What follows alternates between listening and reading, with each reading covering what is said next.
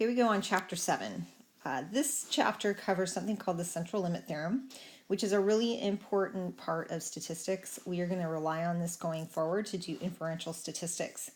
Also in this chapter, we look at the probability distribution of x bar. So far we've looked at the probability distribution of a random variable that we usually call x.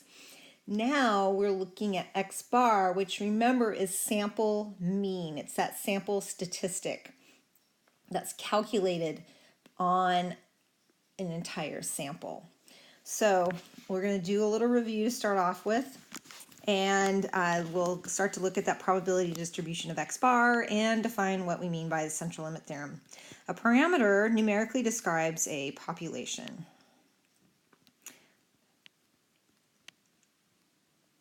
And its value is almost always unknown.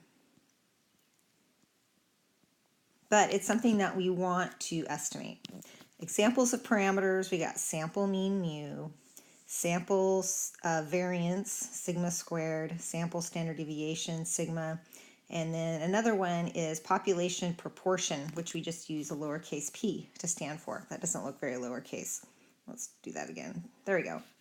Now a statistic numerically describes a sample.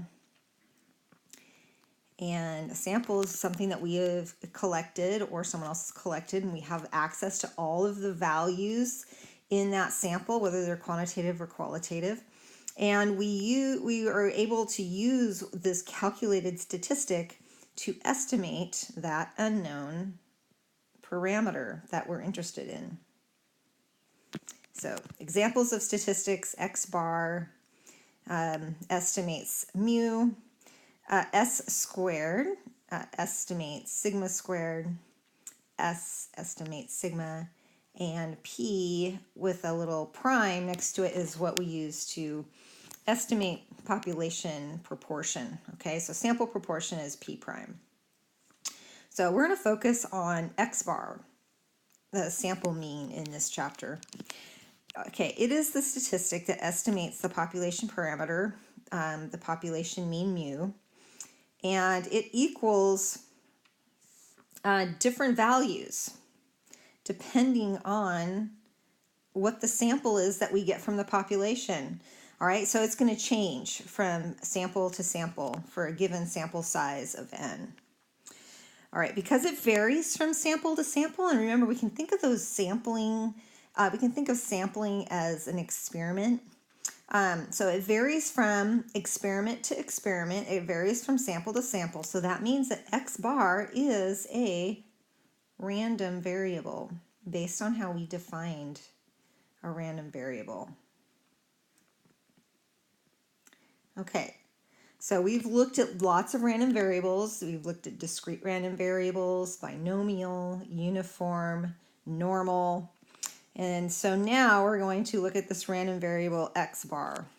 Now it has a probability distribution like other random variables, all right? In other words, it has a PDF. And because it is based on a sample, x bar is a statistic that summarizes the whole sample. We call its particular probability distribution a sampling distribution. So we probably won't use that terminology very much. It might show up in your textbook.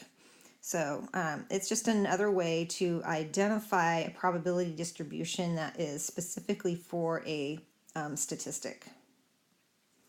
Okay, so the goal for what we're doing in chapter 7 is to determine the distribution of x bar. All right, so that's what we're going to be doing.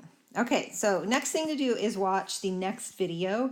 Where we're gonna look at a bunch of different samples, and we're gonna find sample means and start this process of figuring out what this distribution of x bar is.